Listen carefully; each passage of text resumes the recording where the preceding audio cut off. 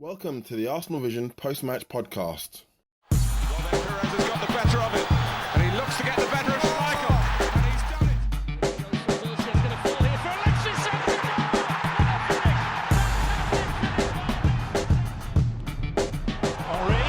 chance, goal! This is me and Liam from arsenalvision.co.uk. Arsenal 0, Chelsea 0 at the Emirates. Why I didn't put a bet on it, I'll never know. Well, I do know. I'm lazy. But I had a feeling that the game would play out exactly how it did. Always going to be difficult to create chances against a team that don't want to come out. No, not only a team that want to come out, a team worth a lot of money with a lot of quality players who are coached continuously to not concede goals in those kind of games. I mentioned in my match preview that I thought the game came a few weeks too late. A few weeks ago, if you remember, we beat Liverpool 4-1. We played some wonderful football that day. Since then, we've dropped off a little bit in our performance. Burnley away, we weren't quite as fluid going forward, and obviously the Reading game in the Cup. So I wasn't too convinced that we'll be able to cut through them as often as we would have liked to have won the game. Chelsea had no reason to come out too much. They created some decent chances themselves on the break. But, they didn't have Costa, started Drogba on the bench. They came not to concede, and that's what happened.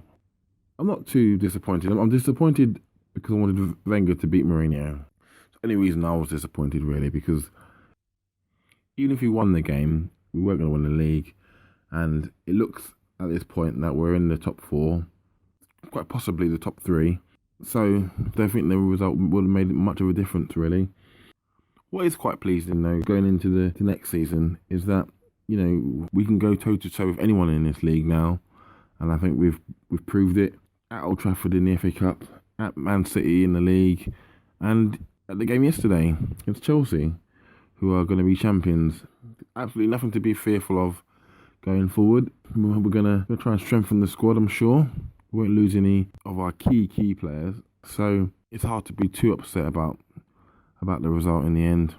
Anywho, I'm going to hand you over to the guys, talk about the game in more detail, and I will be back for the next fixture, which I can't remember off the top of my head, which is terrible. But yeah, back for that game. Team of expensively assembled superstars fails to score at the Emirates, but Chelsea didn't either in a 0-0 draw in the North London derby. And then after the game, in other news, Know-Nothing pundit goes after Arsenal players. Nothing new. Not sure what the qualifications are besides the 228 goals he scored for Arsenal. This is the Arsenal Vision post-match podcast. My name is Elliot Smith. You can follow me or block me or abuse me on Twitter or all three. Can't do two of those three at the same time. Anyway, at Yankee Gunner. And as ever, I am joined by two far more erudite, sophisticated, and well-informed individuals who will give you all of the lowdown on what was a newsworthy day in football, if not a goal-worthy day at the Emirates. The first of those gentlemen, and I use the term in the loosest possible sense, is Paul. You can follow him on Twitter at PosnanInMyPants. That's where I keep him. Paul, welcome. Welcome to you too. That was one hell of an intro. I'm looking forward to this. This should be spicy. It's going to be spicy, like the red cap rooster sriracha sauce spicy. If you don't know, go to your local Tesco's or Cub Foods or Whole Foods or wherever you shop. You'll find it. Anyway, I am also joined by a weary, but I am sure ready and eager as ever to give you comprehensive answers to the questions I will ask. His name is James. You can follow him at GoonerFanatic49 on Twitter. James, welcome. Evening, Elliot. I already have little idea as to what's going on. But, good afternoon, good evening, and good night. I'm looking forward to it. You betcha. Let's dive in. It was a drab 0-0, but there's a lot to talk about. We'll start, as we often do, at the beginning of the match. It's one of those sort of vanguard ideas we've come up with on this podcast. I'm sure others will emulate it. But we'll start with the lineups. We stayed unchanged from what we've been doing of late with Ramsey on the wing. I'll start with you, James. Any issue with the lineup? I mean, I guess the surprise is that Mertesacker was fit to play. Gabriel didn't even feature on the bench, but what do you think of the lineup, and would you have done anything different? I think the lineup was pretty much as expected. The big surprise, if you want to call it that, was Bellerin coming in for Debussy. Following Debussy's start against Reading, I thought that was Wenger sort of preparing him for this upcoming game, maybe using that experience and matching him up against Hazard. In hindsight, which we fortunately have the benefit of now, Bellerin seems to be a fantastic choice, and he really acquitted himself quite excellently on the day. Obviously, added attacking aspects to his game that he possesses, but not that was unfortunately able to be displayed so much given Chelsea's defensive leading within the fixture itself. But in addition, I thought he actually played extremely well from a defensive side of things against the prospective player of the year, which was perhaps my biggest concern going into the game. And he displayed what was could have been considered a well-experienced and a mature performance for someone of his age. In the forward department, I think, of course, there's the debate surrounding Ramsey. He's not a natural right winger as such, but it's the lineup that we've seen over the last 4 games or so, and it's Arsenal's way of trying to get the best players all into the same 11. So I think it made sense. I'm not sure if a pacey winger, as we saw when Walcott came on and when Danny was out wide briefly, would really have been able to add all that much, given the type of defensive stalwart display that we saw from Chelsea. I don't know if you're going for additional sexiness, James. You're sexy enough already, so if you've got the microphone closer to your mouth than usual, it's certainly not necessary. But I will say that I agree with what you're saying. I think there is maybe a situation happening with the Ramsey on the wing deployment that we saw a little bit early in the season with trying to get Jack Wilshere and Ramsey and Ozil on the same side. And it's sort of a question now as to whether we could possibly use a real winger, someone who stays wide, especially with Sanchez cutting inside. And we've talked about this in previous pods. But, Paul, quickly, I think James hit on the key issues surrounding our lineup. What do you think of Chelsea? They went strikerless. They left Drogba on the bench. They sort of, used some of their pace with Hazard and Willian, maybe expecting to be counterattacking a little bit more, but also Ramirez, who can run. Were you surprised that they didn't go for a target man, or was that something that you were kind of expecting from them? I wasn't expecting it, but obviously they had issues in the striker department, and Drogba's 37 now, so that was going to be a big ask for 90 minutes. So, using the old hindsight, it's not surprising. What I thought was really interesting was the Terry interview after the match, where he criticized Chelsea, if anything, for having been too attacking. Mm-hmm. Well, I mean, let's deal with that, though. So let's jump into it. I mean, were you surprised that the first half was as open as it was? I thought, that this was an interesting match because Mourinho had been excessively criticized for boring, dull, defensive football after the victory over United. And they didn't need to win today, and they knew it. And they could probably suffer a loss today and still be just fine. So do you think maybe that there was an intention, at least in the first half, where Mourinho said, hell, you know what? Go out, attack a little bit. Let's see what happens. We don't need this game, and I can shed some of the criticism. Or do you think that it was just the energy of the occasion and maybe the players themselves responding to some of the criticism after the United match? Because it was definitely a very open first half. And I don't think anyone was expecting anything like that. Well, usually I'd either bullshit here or demur or say I don't really know. But I mean, John Terry specifically addressed that. He said the plan was to come out with what was his line? 2 banks, basically 2 banks of 4.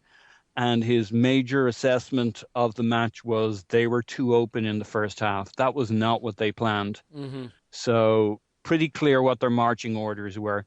Well, it certainly showed in the second half, right? Because the second half they put an end to any suggestion that they were going to be an attacking force in the match.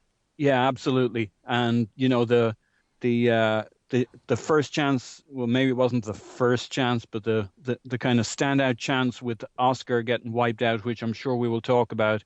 In a way, I probably would have had a different answer without John Terry, because that was such a carbon copy of what they did the last time we played them with the Fabregas getting the ball in space, chipping or maybe not even chipping, lobbing it over Koscielny's head for Costa.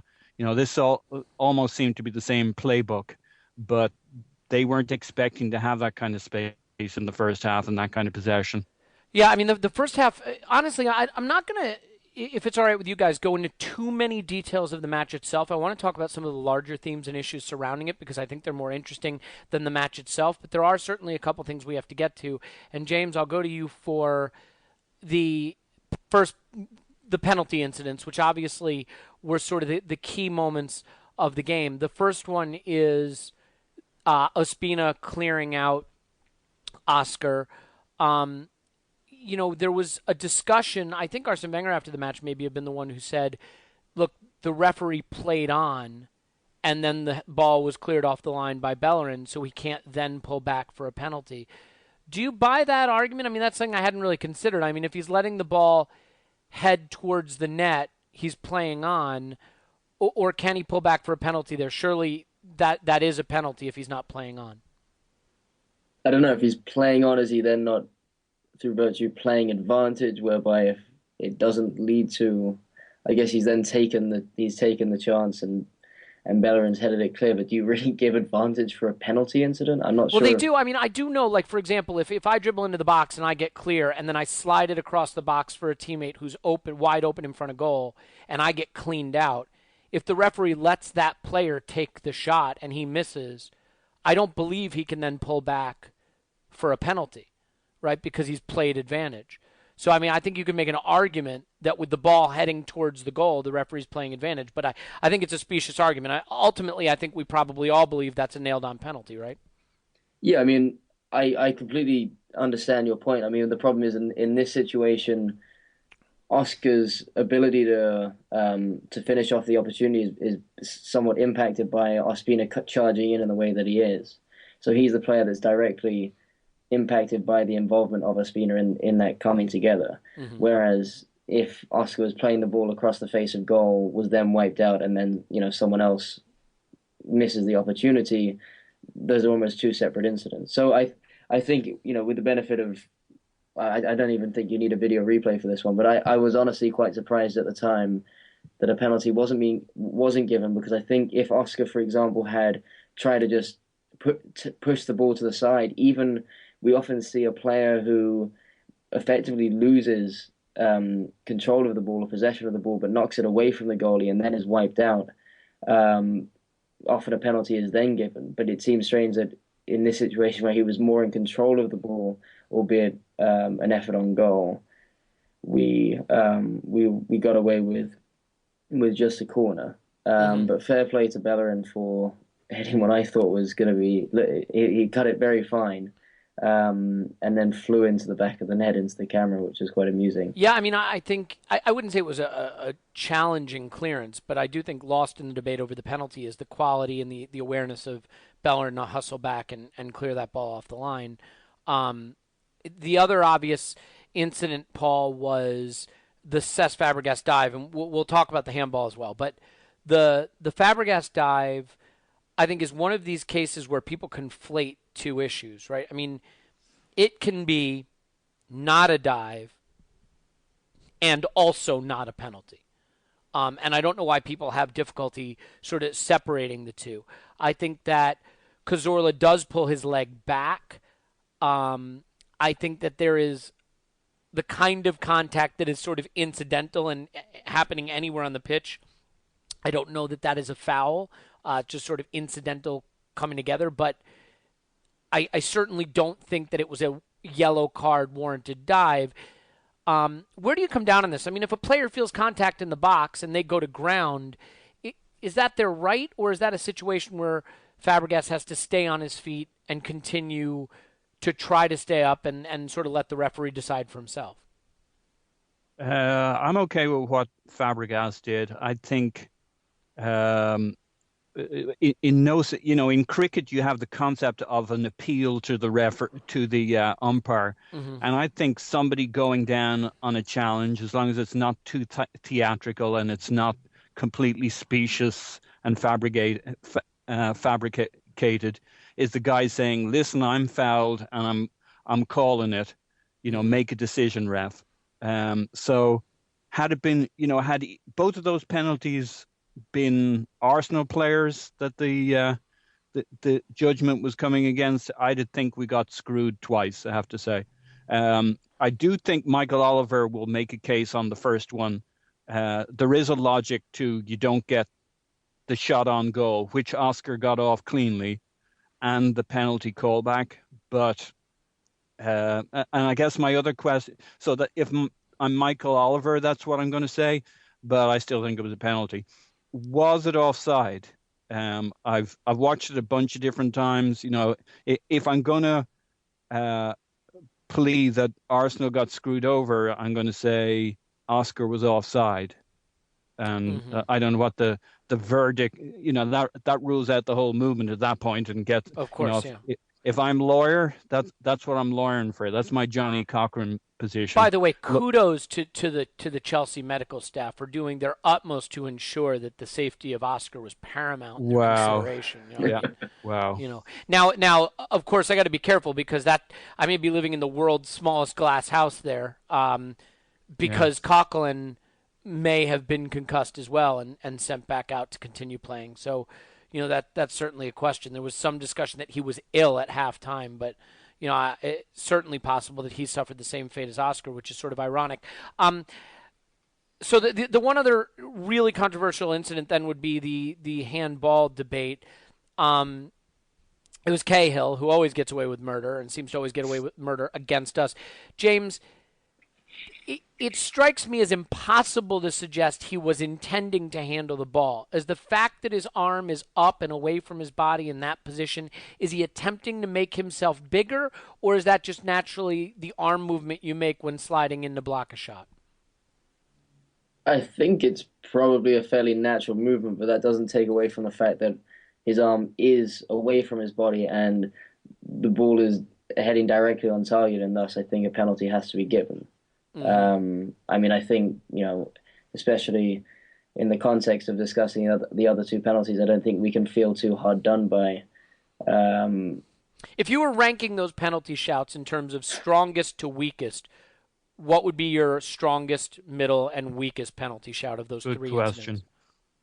Oh, that is an interesting question. I'd say the third would probably be the the Oscar penalty, purely because there is some argument to be made from Mike Oliver's side of things. Can headbutting Oscar in the face really be a penalty, though, or is it just a public service? But okay, I agree. That's the strongest. It's definitely a public service. Okay, so what's your number two and what's your number three? Which is the stronger penalty shout, the Fabregas incident or the Cahill handle? Well, with my completely neutral glasses on, I think the second one was the Fabregas incident. Well, the thing with the Fabregas one is that there was clearly a touch, and we see it in slow motion. But as soon as there's that slight touch from Cazorla, he immediately pulls his legs away, and I did get the sense that Fabregas, although he probably was naturally going down anyway, certainly exaggerated the movement. So I wonder how much that. It was very difficult from a viewer's point of view to know how heavily Cazorla really impeded upon Fabregas with that touch and how much that movement was necessarily impacted upon. Yeah. But again, I'm watching a snake or a rat falling on the floor, and I can but be opinionated from one side of things. I mean, I think the handball is as clear as a clear day of penalty. It's not even a cross coming in. It's a shot very directly headed on goal with his arm outstretched. If you're going to lunge in like that to make a block, you're running the possibility of your arm getting in the way and thus conceding a penalty, I fear. So you brought him up, so let's talk about him. Cesc Fabregas, first game back at the Emirates playing for Chelsea.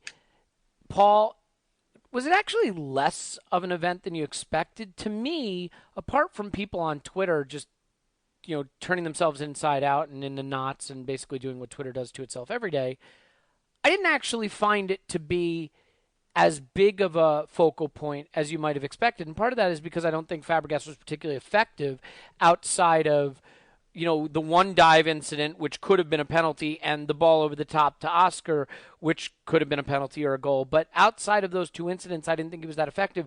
Do you think it was his performance or lack thereof that made it a non-incident? Or do you think it's just the reality that no matter how much the football supporter likes to pretend that we have long memories, we live so in the moment now that we've moved on and we're more concerned with the players who still are at Arsenal?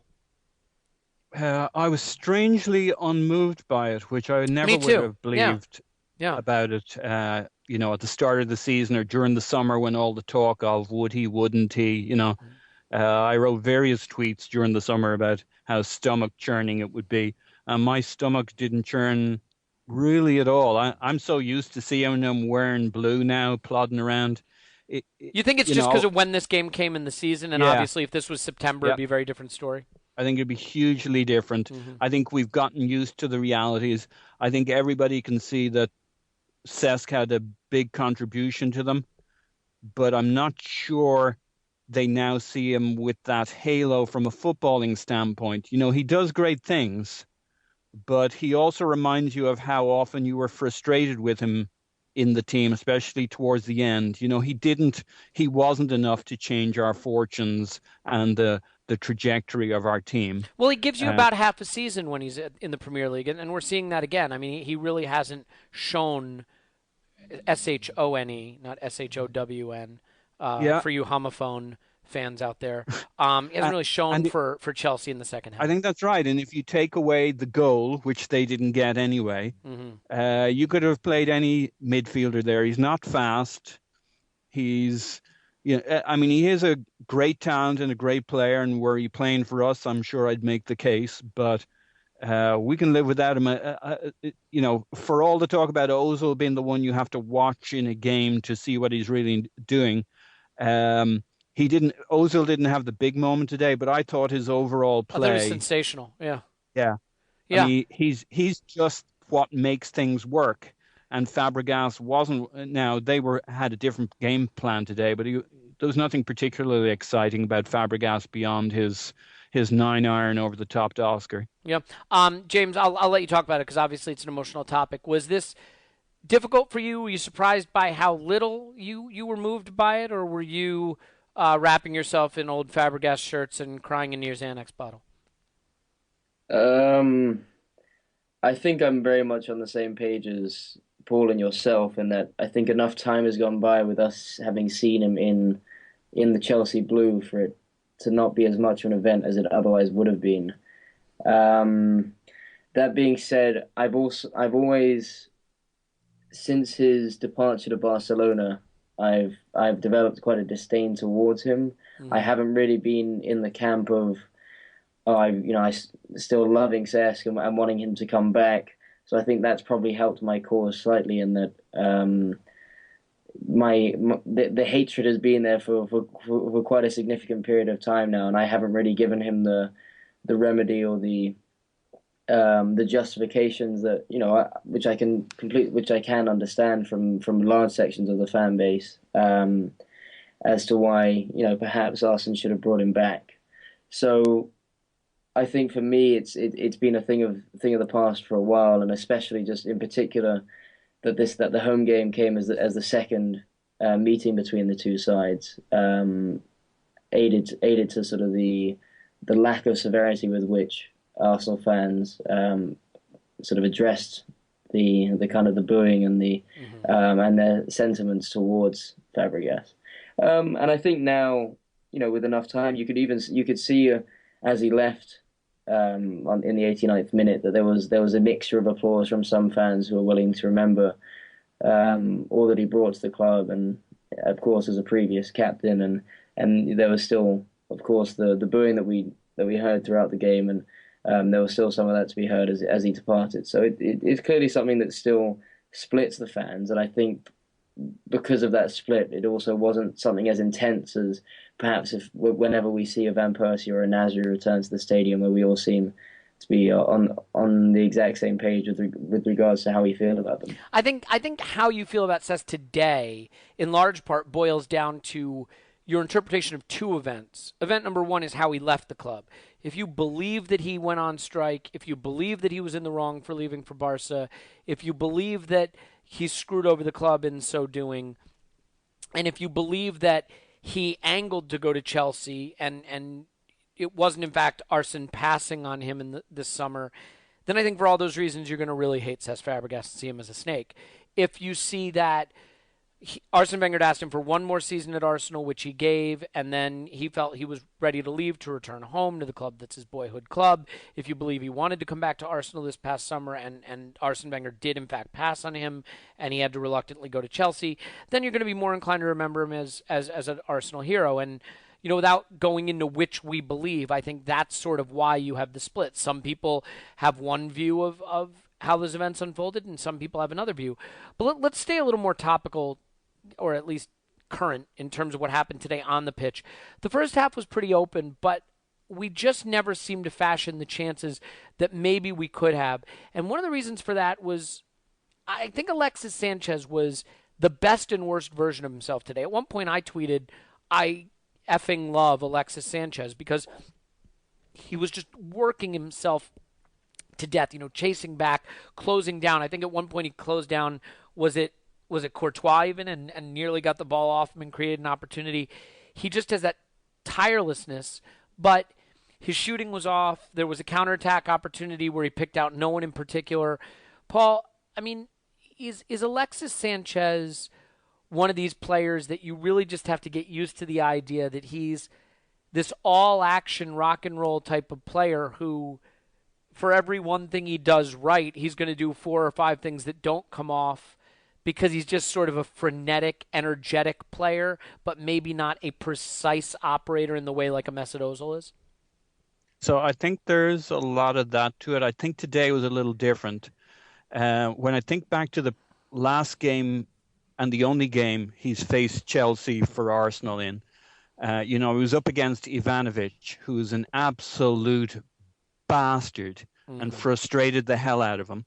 Kicked him all game long. So that's what he was expecting this time round, and that's what he got. And you contrast to the other battle we would have all anticipated would have been the diametrically opposed battle, which is what's going on with Hazard and Bellerin.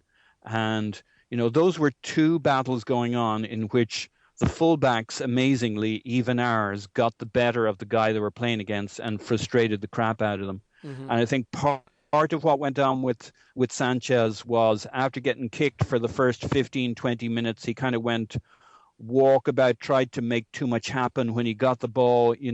I think it's kind of a game and a half's worth of having Ivanovic just kicking the shit out of you. I fully understand why Luis Suarez bit the shit out of Ivanovic. I'd bite him. Yeah. I mean, he's just, he's brilliant. Do you want to go on record right now saying Branislav Ivanovic is delicious? Well, I don't know, because he seemed to spit it out afterwards, so it obviously didn't taste as good as he expected. As he thought, yeah. So, I kind of this is one game where I have immense sympathy for Sanchez, because, he's up against that guy, and in a way it impacted our whole game, because you're not going to get the same attacking thrust from the right wing, because we got Ramsey, you got Ivanovic and the centre backs neutralizing Sanchez. So you can kind of see how we'd have a pretty frustrating game as a team and have some of our attacking blunted. What we mightn't have expected was Bellerin to do just as good a job blunting Hazard in the diametrically opposed area of the pitch. Yeah, and I mean, you brought up the fullbacks. One of the things that struck me today is I thought Chelsea defended brilliantly just with their back four. I thought Terry and Cahill were excellent. Azpilicueta was fantastic. I think Who Scored had him as their man of the match. What was it, 10? Let's double check that. Yeah, 10 tackles, 3 interceptions, 4 clearances, and a blocked shot. And I mean, Bellerin had no success on that side. Ramsey had virtually no success. Ramsey completed no successful dribbles. Hector Bellerin, no successful dribbles. Aaron Ramsey, no key passes. you look at these kind of statistics, and I think a lot of that is down to the game Azpilicueta had. The second half, it looked like Mourinho had really gotten into them at halftime and said, "What on earth are you doing? This is not the plan." And they really shut it down. You're being way too exciting and attacking. Yeah, what are you doing? This is nearly an entertaining match of football. That's not the plan at all. James, look, we can criticize Chelsea all we want, but at the end of the day, they didn't have to win today. A draw is as good as the title for them. A loss probably, arguably, as good as a title for them. But the burden was on us. And I guess what I would say to you is, do you think we did enough to have any argument with the result? And in addition, should the manager have changed it sooner, or do you think he picked the right time given that his changes were extremely aggressive? Well, of course, first of all, you do have to give credit to Chelsea, who were particularly excellent. Let's not jump to that. I mean, come on, it's a little extreme. But there's no team that's more difficult to break down when they choose to play in the way that they did. And I think it was exactly, well, first half aside, I mean, certainly the second half was exactly how we anticipated Chelsea to set up. What I did, I think if you looked at the game as a whole, there were still signs that we were a team that was able to match them throughout. And of course, we had the best chance of ours fell right at the end of the game to Ozil and to a certain degree Danny. Although I imagine he didn't quite anticipate Ozil missing the ball. Which was the one time, by the way, we managed to get our fullbacks involved down the overlap and get to the byline and be in a position for a cutback, because we got into a lot of wasted wide positions today. Well, that's exactly what I was going to come to. I mean, the problem was we played quite a lot into Chelsea's hands, even though we had Aaron, a player on the right who is a natural and wide player.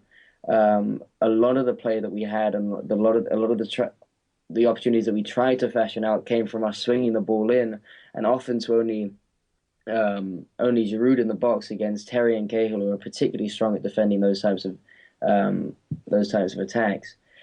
I mean, it's easy for us though to sit here and say, maybe a Jack Wilshere, someone who can carry the ball and take on a man and take the ball in centrally and look to find those options in the middle, could have impacted the game differently, especially when perhaps at a time when he'd had a few more games under his belt. But then again, you look at a Mesut Ozil in theory, and Aaron Ramsey on the right is someone who likes to come in field. Cazorla from deep, with his ability on both feet. I think it's just the way that Chelsea are able to compact the centre of the pitch does make it that much harder for us to actually find any space in the centre. And as you said, it was only really in the 92nd minute, and it was the way in which we were able to release Monreal down the left was in between. I assume it was either the fullback and their right winger, or the fullback and centre back, and to find that space in between the two. Whereas any time we try to feed the fullbacks in or the wide players from the widest part of the pitch, we were pushed out. We were pushed out far too wide, and the types of crosses that we were able to feed into the box were far too suited to the type of defending that Chelsea is so used to. In fact, one of the better opportunities we created as well was when Koscielny managed to break through the flank and cut one back for Santi. But I don't know if you know this, but Santi Cazorla is not allowed to shoot accurately from open play. Well, yeah, it was something. It's a ridiculous clause to have put in his contract, by the way. I mean, if you want to be critical of Arsene for anything, that would be it. Well, yeah, I mean, if there's anything we can keep clutching at to beat Arsene with, then I'm sure that's another one we can add to the agenda. But no, yeah, I think it's a bit of both, because it's difficult for one to assess, how strong were Chelsea and how difficult would it have been for any team to broker them down. But I think in a game like this, Giroud found it very difficult to impose himself. He had very little of the ball. We didn't see much of the sort of the classic one-touch link-up play that we so regularly see from him, Ozil, and say Aaron Ramsey. Sanchez did his best to try and create the things individually, but he would often find himself running into 2, 3, 4 Chelsea players, and at any time he cut inside, he found himself sort of having to stop it in his tracks. So it's definitely a lack of incisiveness from us. But then again, if one of those half chances on another day when Sanchez did find a little bit of space and he dragged it inwards instead of looking to bend it towards the back post, or if that ball from the corner had dropped to someone else other than Mertesacker, or even the chance that Ozil had put away. If you score one of those, it obviously completely changes the context of the game, and you're talking about from very minor adjustments. You talk about the way in which we attacked and the way in which we created those chances against a side like Chelsea in a different context and in a different manner. Yeah. So I think going into a game like this, you're not going to really expect fashioning out that many more chances than we did. And frankly, one of the ways in which we've scored most, fairly frequently this season, one of the sort of low-key weapons that we've had has been from set pieces, and in particular with a goalie like Courtois and the likes of Terry, Matic and Cahill, it was somewhat nullified. Chelsea are going to be champions, and they're going to be champions in large part because of the way they defend. And so I don't think you can be critical of failing to score against, the team that is going to build a title on defending. But I think we probably could have created more, and I would argue that sticking with Ramsey on the right wing is maybe the manager just punting on the decision about who to bench, Cazorla or Ramsey, because I think he has to pick one of those players to sit down and play a real winger, and in part because we just need to inject a little bit of pace and straight running into the side. Giroud can't run at all. Ramsey doesn't really run off the ball. Alexis Sanchez wants to dribble inside and get into the channels with the ball at his feet. We don't have anyone who does straight running, and Welbeck and Walcott can do that. Oxlade-Chamberlain, when he's fit, can do that. So I think that's a decision he's going to have to make.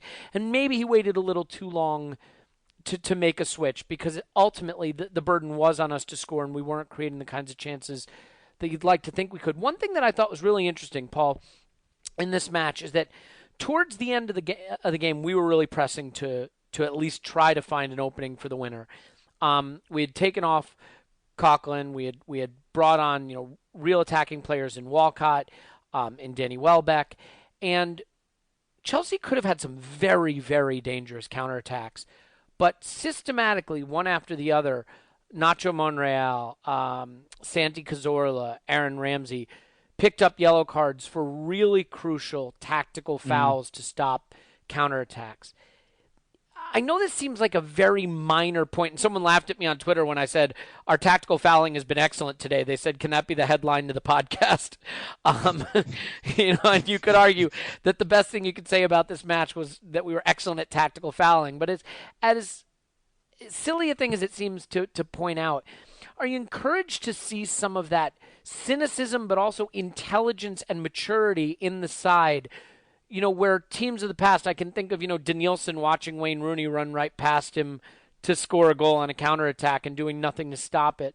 Was it good to see this Arsenal team attack towards the end, but not just capitulate completely on the counterattack, to have that cynical edge to them to do whatever it took to snuff out their counterattacks?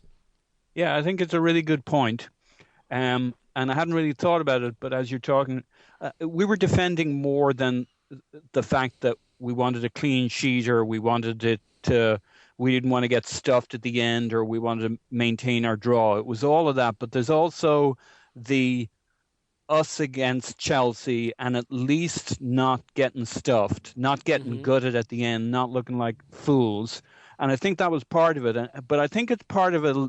These things are always part of a bigger mindset that maybe should always and probably did include the manager, for good or bad. I won't mention what the bad results were this year, but when we go back to some of the naive comments, I couldn't help think that he was part of that naive, even if he was saying the words. And today, despite the fact that the substitutions were very aggressive, they were very late. And I think at the end of the day, that maybe Arsene mightn't admit it to himself or to anybody else, but he's probably okay with the draw. I think our team is probably okay with the draw.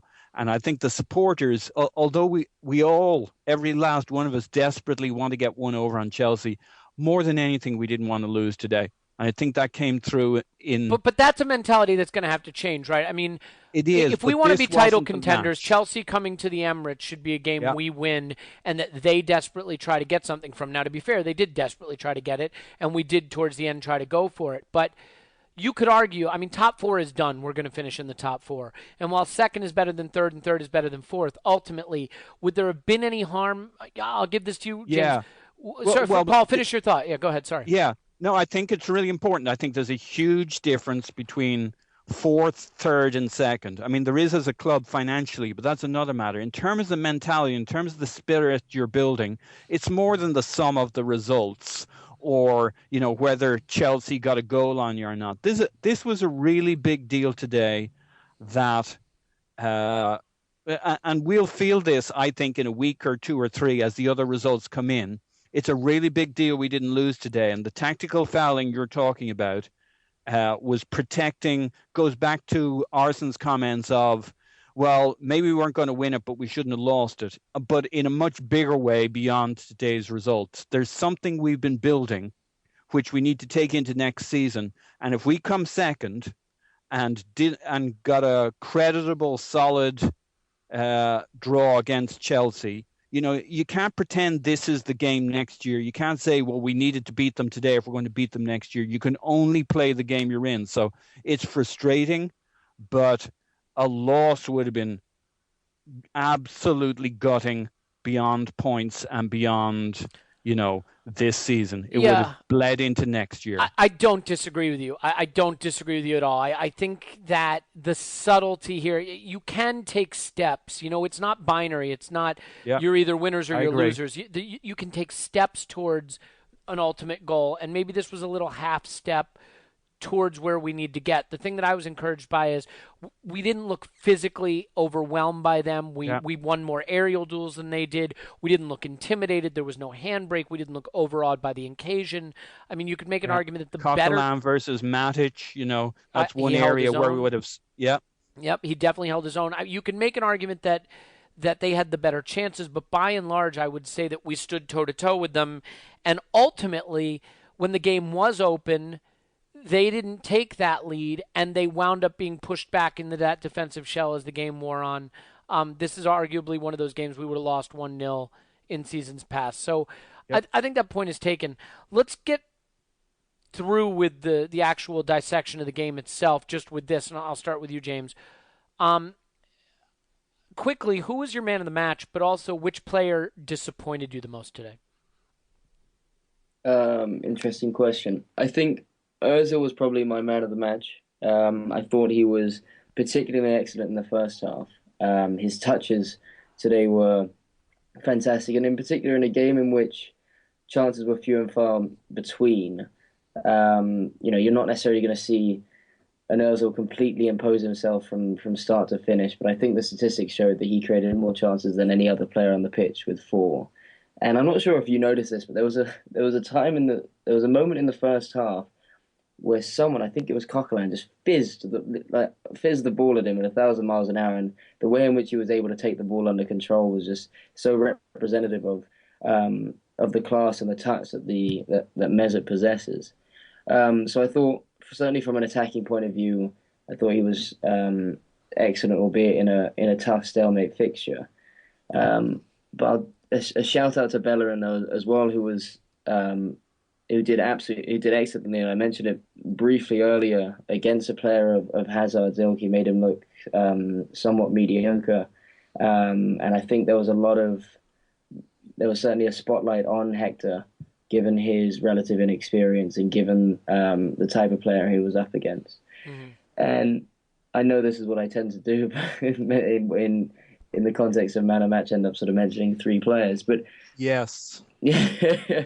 Another player that I would like to talk about, which I didn't mention in the starting lineup, was I was delighted to see Per recover from his injury. Me too. I thought defensively, in the way he executes his tackling, was excellent. He always does. He's a great stand-up tackler. You know, just really quickly, I tweeted before the match, I was thrilled to see Mertesacker back. This is a game where I thought he'd be really important instead of Gabriel, and I got a lot of people asking if I was being sarcastic. because Chelsea will be counterattacking. But Mertesacker is an excellent stand-up tackler, which is what you need against dribbly players like Hazard and Oscar, and that proved the case. He did a brilliant job tackling today. And also, he's our best line-breaking passer, as Naveen often talks about in his tactics previews. So I'm glad you pointed him out, because I think he's had a bit of an off-season and had some calamities, but when he's on his game, he's the one guy you trust to stay on his feet and make a tackle against a tricky, dribbly player. And can I add quickly while we're on the Mertesacker thing, one of the things we've done really well this season is set pieces, attacking and defending. Yes. And Chelsea, if they were going to beat us, were probably going to beat us with either a dodgy decision, a counter-attack, or set pieces. They've been pretty lethal, as they always are, with people like Terry and Ivanovic and, Drogba coming on in the second half. How were they going to beat us with two banks of four? Probably off a corner kick or, somebody taking a dive in midfield to earn a free kick. And, having that solidity at the back of our back four with Mertesacker and the calm he brings. And we've seen us lose some of that calm when he hasn't been on the field, and it's just been Koscielny and Gabriel. I think it should not be underestimated, because I've been pretty critical of Per too, and I feel a little bit bad on that, because you remember what he brings when everything's settled down. I agree, and we weren't going to lose on a dodgy decision with St. Michael in control of the game, so that was good. All right, also, James, before I let you pick every player, were you disappointed by anyone on the team today? Sorry, because I was finishing a trail of thought, and you know course. me. Yeah.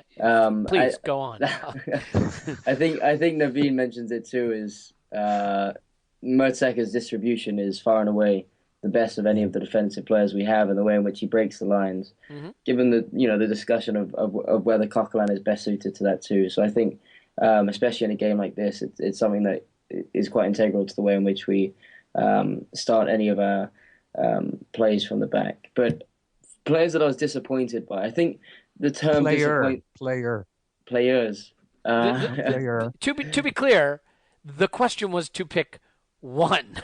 Okay, no, I will choose one. Okay. I will choose one. But I think in a game like this, naturally, it's going to be your attacking players that are somewhat disappointing. I think Giroud was the most disappointing player to watch from our side of things. But that was partly down to the fact that it was the type of game that was particularly difficult for him to really impose himself on.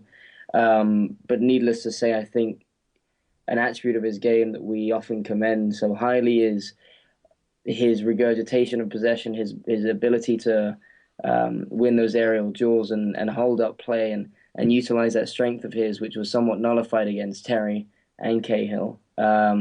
And of course, that is somewhat down to the qualities that those two players possess. But still, I felt going into the game that Olivier could perhaps have imposed himself slightly more. Again, is it a lot of that? Is it to do with just how congested it was in the centre, but the types of runs he was making? It just seemed that there were very little opportunities for. There were a lot of balls that were swung in quite decently. There weren't that many sort of near post runs, or there weren't that many opportunities for Giroud to make the kind of near post runs that he often likes to make. Or he certainly wasn't interacting with or exchanging the ball with any of his other front players. I mean, the ball was either going out wide, and he was just trying to battle with Terry and Cahill, which was not working. Or he was totally just frozen out of the game altogether. What we didn't see were the little 1-2s on the edge of the box that he can do so effectively. The little interchanges. At one point, he got the ball actually in good shooting position and backheeled it to Bellerin, and that's about the only real clever play I can think of that he had in the game. Right, no, I completely agree. And I mean, I think one of the progressions in his game too has been his ability to know when to come out wide slightly, allow Alexis to move in centrally, allow some of the wide players to move in, and take up different spaces and make it difficult for, by tying onto the fullbacks at different points. And he actually has a fantastic technique with the ball at his feet and his ability to cross the ball and impose himself in other manners. And I think we didn't see much of any of that from Giroud at all today. So that was a disappointment. But again, you wonder how much of that is down to just how well Chelsea were able to nullify that threat. But you'd think, you look towards a game like this where there's going to be very few chances, and in general, you want to think that your big man, your striker up top is the person that can make the difference. And unfortunately, you didn't really get that sense today. Yeah, I absolutely agree with that. I would say that, for me, he was sort of the most disappointing player. You could argue that Alexis was disappointing, but he did a lot of the things that he can add to a game that very few other players can, just with his industry. I thought Ramsey was very disappointing. But I think we're getting to the point now, and I don't want to sound redundant, but if I don't sound redundant, I wouldn't sound like anything at all. We're getting to the point now where the manager's going to have to decide whether he wants to play Ramsey in the center of midfield or sit him on the bench and play a real wide player. One thing I'll say about Francis Coquelin is we now know what to expect from him defensively, and he continues to provide it. And while he's not a great possession player, we are starting to see more of the 90% pass accuracy games rather than the 70% games that we saw when he was still integrating into the side. 91.5% pass accuracy today. I don't believe he was dispossessed once, and that's what we need from him. If we're going to be effective through midfield, so that's a good sign. How about you, Paul? Who was the player that most impressed you, and who's the player that most disappointed you today? Well, I'll take your lead there.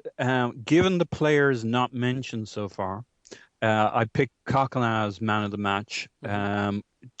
Maybe just because of the upgrade again. Maybe not the absolute man of the match, but the position and the player who's made the biggest difference for us versus where we might have expected ourselves earlier in the season.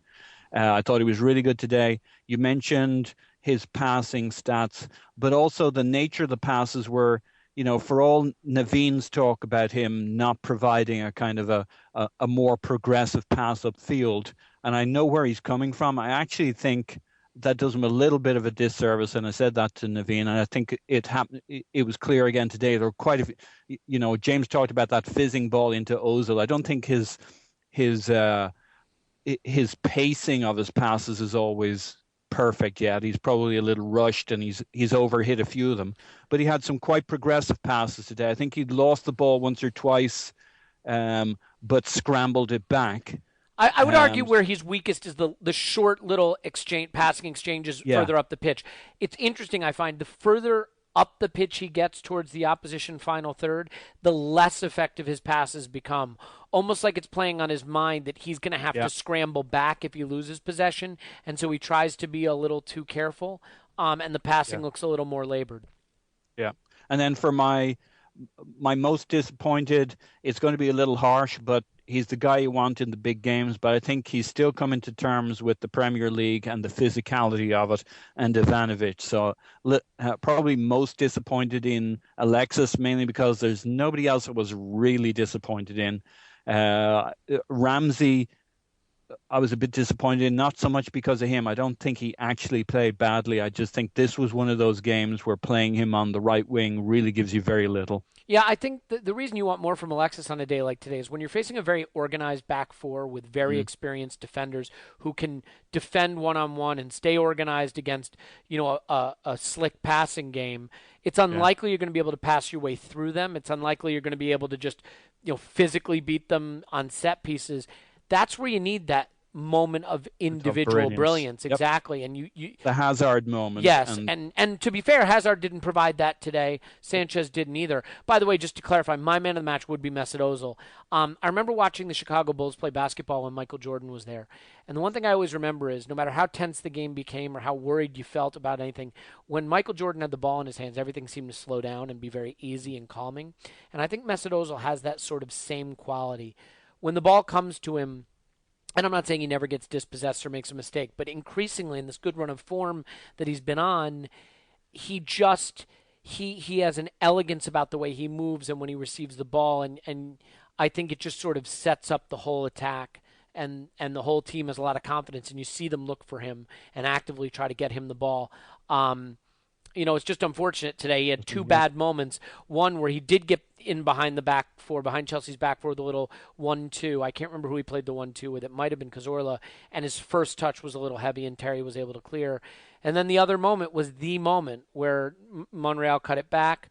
he missed. Welbeck couldn't stick a leg out and poke it in, and that chance went begging, and the chance to win the game went begging with it. I want to touch on two final topics. And they're really the ones that are most contentious here, I think, at least on social media or just in fan opinion. I want to talk first about how Chelsea play and the reaction some of the Arsenal fans have. There's a lot of this sense that they're boring. Look at them celebrating their 0-0. They should be embarrassed. They're celebrating like they won the Champions League after a 0-0. Boring Chelsea. I even saw some people bring up how much money they spent, which I think is a little rich when the two most expensive players on the pitch were playing for Arsenal. I think the money issue is becoming increasingly a straw man argument. I won't deny that they have the ability to outspend us at every position, but certainly we are not being lapped by the field the way we once were in spending. Two most expensive players, again, Sanchez and Ozil, played for Arsenal today. James, I'll start with you. Shouldn't we respect the fact that the table doesn't lie? Chelsea are going to be champions. They won playing the football they had to play to win the title. They came to Arsenal without their star striker and had a plan and stuck to their plan and got their 0-0. We celebrated winning the league, drawing at White Hart Lane against Spurs, very famously. Is this just pettiness and natural sore loser mentality, which, oh, by the way, we should all be sore losers. Who wants to be a good loser? But or do you think there is something to the idea that Chelsea should have to play a more entertaining style of football? Honestly, I think it's mostly down to pettiness and finding, solace in having to watch that type of football on our own turf and watching it be so successful.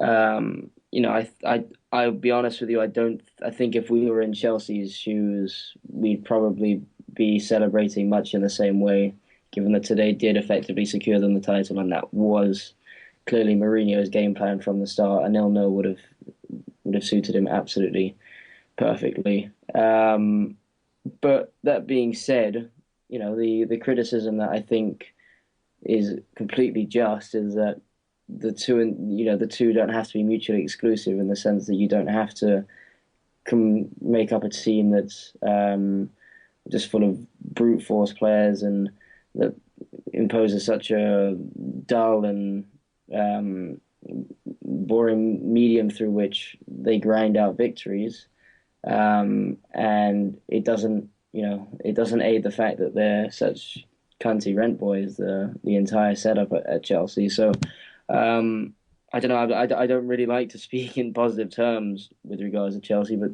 to be fair to Mourinho, at the end of when you look back at a season, especially a few years down the line, you're not really going to be remembering that much as to the kind of football that was going to be played. The most important thing is going to be which team is on the trophy for that year. And far and away, with still quite a few games to go, we already know who the champions are. So there has to be credit given in that regard. But I think the ideal for any fan and for anyone that loves football, because we watch it for its entertainment value, is that you'd much prefer to follow a team that's both successful and plays a beautiful brand of football. And I think we've seen a lot of successful attacking sides win the Premier League over the last few years, and we've certainly seen it ourselves under Wenger a good decade ago, and we've seen it under Sir Alex. We've seen strong City sides these last couple of seasons, and I think ultimately it's a strategy and a tactic that can very quickly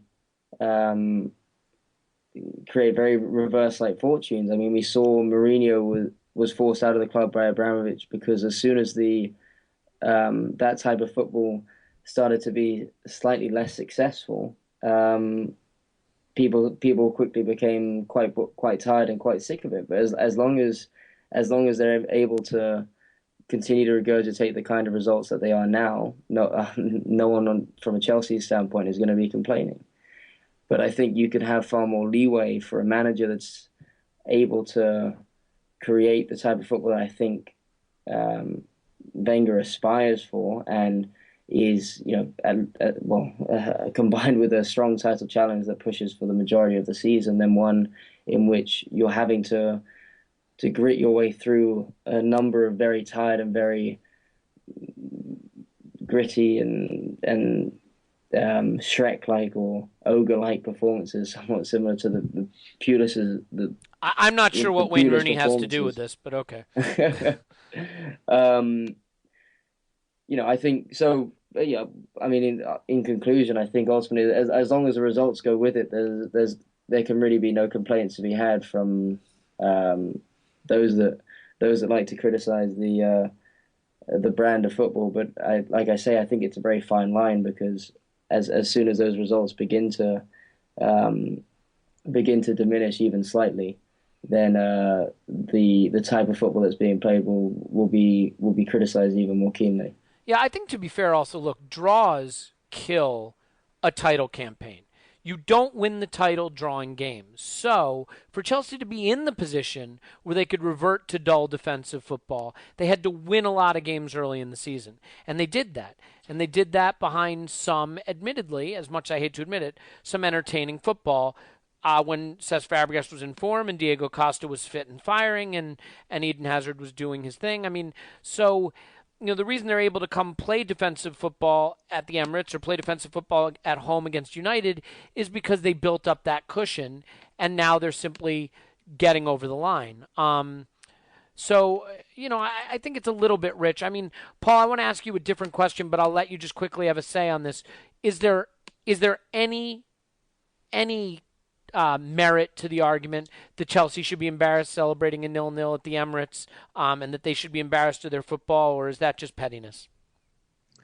Well, it's mostly just the nature of football and football supporting, but I will make a couple of points for the other side, which is, it's not the footballers' supporters' fault that Mourinho is such an odious, unctuous person and has gone out of his way to be that person. Yes. So there's that factor. And the other factor is he did make grand claims about a new style of Chelsea, which disappeared straight after the new year, when he became nothing but functional and pragmatic. Now, he had his reasons, but he always has his reasons. And nobody can tell me that this isn't the real Jose. Can I ask you a question, though? Let me ask you a slightly different question, because this is the other thing. I think there is a tendency, because of Mourinho's CV and because the media lap him up, to assume that everything they do is by design. And sometimes football teams are not doing things by design. They're doing what the other team is imposing on them. Chelsea haven't been great in the past few weeks and months. They didn't play defensively against PSG. PSG imposed their will on them by outplaying them in midfield. I mean, we have seen several occasions. I don't know that Chelsea set up to play defensively against United at home. I think they did maybe a little bit, but United really imposed themselves. You saw today a Chelsea team that came out and was a little more open in the first half of this game today, and certainly, closed it down a little bit in the second half, but also started to get pushed back a little bit more as we started to take more control of the middle of the park. I mean, do you think it is entirely down to the fact that Chelsea have genuinely shut it down and played defensive football? Or could you make an argument that Matic has faded, Fabregas has faded, Costa has been injured, and that in general, this Chelsea team just hasn't been able to impose themselves on teams, and as a result has been forced into a more defensive posture, not necessarily by design, but simply by lack of effectiveness in their own attacking end? I'll give a really short answer to that, which is you could make that case, but you could also make the case that Jose Mourinho is relieved to have the burden of having to attack. Absolutely. I don't disagree with that at all, Paul. And what John Terry said about this first half was they didn't like that. Despite the fact that look what it's saying. They looked more dangerous. They had 2 penalty shouts, but they didn't like that. Yeah, and what was it? Was it Ramirez who had the chance that he hit straight, tapped weakly, or was it Willian who had the chance where he tapped weakly at Ospina when he was in on I don't goal? remember. But by my kind of internal clock, they had 3.5 really good chances. Yeah, it was Ramirez. Yeah. Thank you, James. 3.5 James has really typed good that chances to in me. that first half. Yeah. And Well, they didn't like it. We had more of the open play, but they had the more dangerous situations, and they didn't like that. at the 30-minute mark, I looked at the clock and thought, wow, this is going to be one of our shorter podcasts, and here we are at the hour mark, not done. So I'm going to get to the final point. I want to talk about something Thierry Henry said after the game, and I don't want to go over his points about Fabregas and Ozil because I think let me just set the backdrop for this for anyone who doesn't know. Barney Ronay, who's a prominent columnist, journalist in England, wrote an article this week saying basically that Thierry Henry is a terrible pundit because he's still too close to the players and he won't give a strong opinion. So he gave strong opinions today after the game. Maybe he was hurt by that and wanted to show, look, I can really lay into my team and players in general. He said some strong things about Ozil and preferring Fabregas to Ozil. I don't want to get to that. He did also say some things about Giroud, though, and I do want to get to this just really quickly. And also, by the way, if you are abusing Thierry Henry or calling him a cunt or anything like that, have a word with yourself, for fuck's sake. I mean, I get it. You don't have to love every former player, and you don't have to worship any of them, and you can take issue with their opinions. But for fuck's sake, if you're abusing Thierry Henry, you are a complete mess of a human being. Here. Yeah, I mean, arguably the greatest player in the history of our club, and if not, certainly one of the greatest players, and certainly one of the most entertaining players in the history of the club, and a man who has nothing but love for Arsenal and has given as much to it as anyone, in recent memory. So have a word with yourself. There's a statue of him outside the stadium. But he did suggest that Arsenal aren't going to win things with Olivier Giroud and that they need a top striker. This is an issue that's near and dear to my heart because I have had a hard time warming to Giroud. I have warmed to him this year. I think he has clearly improved in virtually every aspect of his game. But I want a really quick answer here from each of you. Wink, wink, James. Good luck. Oh, Oi, come oi, on. oi, oi. Hey, come on now. Let's keep it civil. Olivier Giroud is an excellent player, and he gives us a lot. Look at who's won the title each year. Diego Costa for Chelsea, Kun Aguero for City, Robin van Persie for United, Didier Drogba for Chelsea, Thierry Henry for Arsenal. Is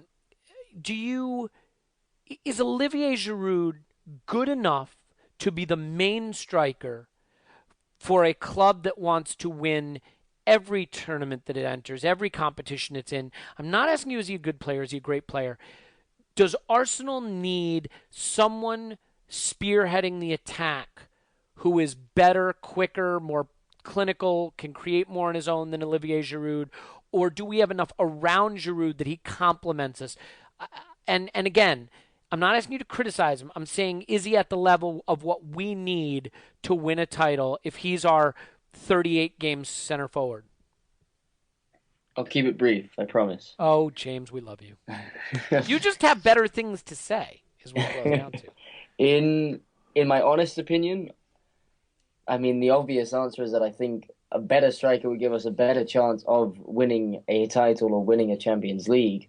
But that's not really the question, because I agree. Look, a better player is always a better player. I'm saying, can we win a league without a better striker? My opinion is that we can win a league with Giroud, because I think he has improved to the level whereby he could be a striker who could be a part of an Arsenal side that could win the league.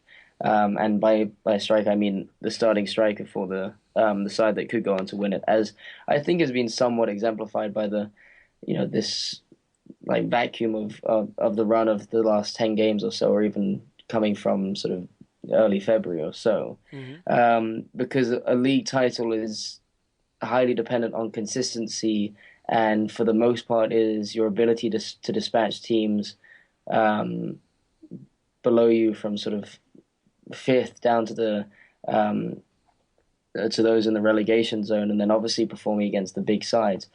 That being said, a lot of that also comes down to the quality surrounding him. I think we've even seen a Bayern side with Mandzukic, who I'd argue there isn't. I don't watch him closely enough. I can't imagine that there's much difference between a Mandzukic and a Giroud when you have enough quality midfielders around him that supplements a striker. But they knew they needed better, and they went out and got Lewandowski because they recognized that to really be a force on the continent, they had to have better.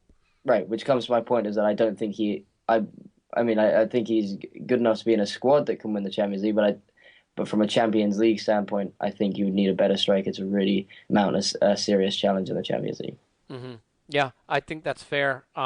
Maybe someone who costs £40,000,001. I don't know. What about you, Paul? Can we live with Giroud as our main striker for the next few seasons, and in their doing expect to be a Champions League champion or a Premier League champion? And by the way, I recognize it's not just the striker that wins you those things, but can we win those things if he is the primary striker? I don't think we can. I don't think you would expect any other top club to try and do that. You know, it's one thing, could we scrape a Premier League title with just Giroud and our current attacking setup? Possibly. But why would you set out to hopefully just scrape it? You know, any other top team in Europe is going to want a Kun Aguero or somebody like that as a striker, and a Giroud. You know, Giroud is kind of like our Dzeko. Mm-hmm. So, you know... So to that point, then, can Sanchez be the Kun Aguero? I mean, this is Sanchez's first season in the league. Can he raise his game to Aguero levels where we're not looking at Giroud as the primary goal scorer? That's a good question. I don't see him making that. I mean, that's a major transition and a major bet, and Arsenal's better at that shit than I am. But for all the talk about Arsenal's genius, mm-hmm. I don't think he can visualize the future. I don't think he knew how good Thierry Henry is going to be. I think he sees potential and he wants to try it out, and he's got a great eye for things and trial and error. Mm-hmm. But I don't think he can really see how a player will fully materialize. He's proved that he can also pick people who you say had no right ever being in that position. I think that's true of all managers. You can't visualize the future. You can have a sense that something's worth trying and keep trying and kind of improve and encourage. Mm-hmm. So I don't know that he can know that Sanchez is good enough to be the next Aguero or Suarez. Fair enough. On that basis, he's got to upgrade the center forward. Yeah, if he can. I mean, it always comes down to if he can find him. If he can't, then his plan B is let's see what we can get out of Sanchez in the middle. I know probably haven't heard this before, but someone once said it's not like going to a supermarket and shopping off the shelves. So there you go. Don't call Thierry Henry a cunt for saying Giroud's not good enough. Call James and Paul cunts. It's so much easier. And I just want to say one quick thing on that because it struck me. There's kind of a French union. Thierry Henry does not criticize Giroud, who's also an Arsenal player, let alone a French player. He's going to be really slow to throw something out there. So I think you raise a good point about having been provoked. The Barney Ronay article, I think, clearly did something because some of his comments about Ozil and Fabregas, I mean, he had statistics to back it up that clearly someone had teed him up and said, hey, look, come out swinging today. You know, because, by the way, we didn't lose. Ozil wasn't outplayed by Fabregas. Ozil played Fabregas off the park today, if you ask me. So, I mean, I think some of this was, hey, Thierry, now's your chance to show after a big game that you're not just a sit-on-the-fence pundit. And so I think that's a great point. I still think the fact that he said it means he genuinely, deeply believes it because he would have been so reluctant to finger Giroud. That didn't sound right. Well, yeah, I don't know. I don't know that anyone would be reluctant to finger Giroud, but I'll tell you this much. I don't know this again, so you may not know, but Thierry Henry actually played striker at a very high level.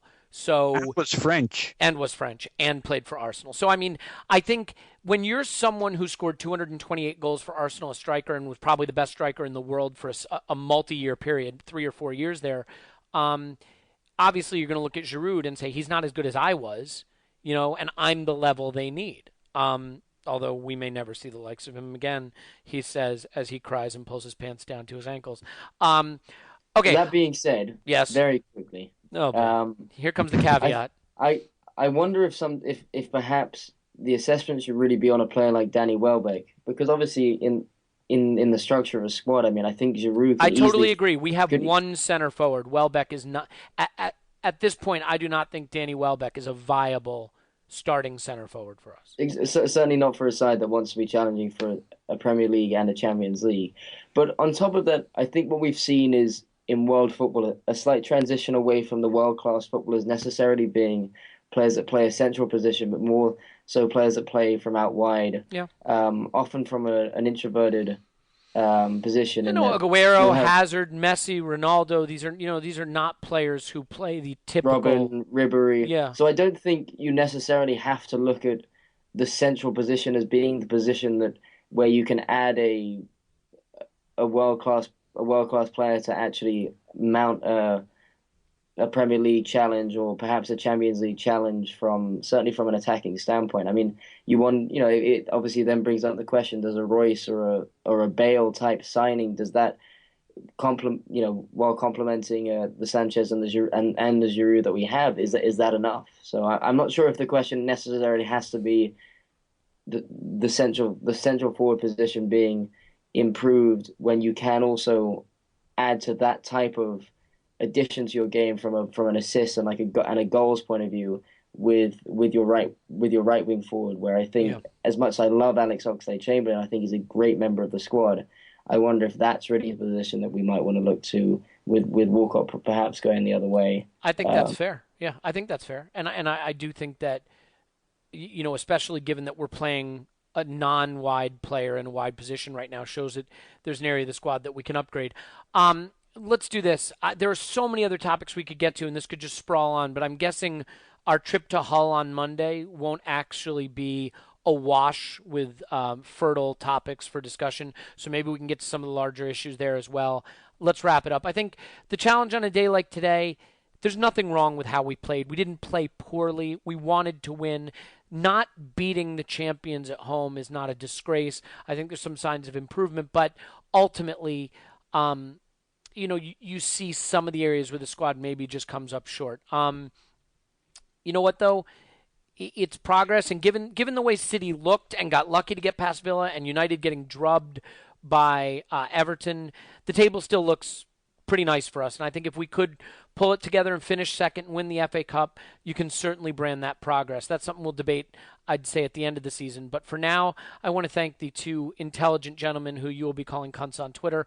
The first is Paul. You can find him on Twitter, where you can call him that very terrible four-letter word, at Poznan in my pants. Paul, as always, it was a delight. Woohoo!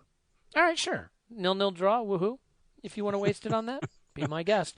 I'm going to close by thanking James. You can find him at GoonerFanatic49 on Twitter. James, I know you are weary, but your contribution was as sharp as ever. Thank you. See you next Tuesday, Elliot. Oh, yeah, well, unless we do it after the game directly, then it'd be see you next Monday, but that would just be a kunum. And kunum probably means something dirty in some language. Yes, I will see you next Monday or Tuesday as well. My name is Elliot Smith. You can block me on Twitter at Yankee Gunner, and I would certainly appreciate it if you did it. For now, it's a 0-0 to the Arsenal. Be one more season before Arsene Wenger can get one over on Mourinho, but we will keep our fingers crossed that happens. Until then, I hope you all have a wonderful week. We will not be playing next weekend, so it's a chance to watch the football stress-free, root for Godzilla attacks at certain stadiums, and we'll come back and talk to you after the Hull game next Monday. Until then, cheers.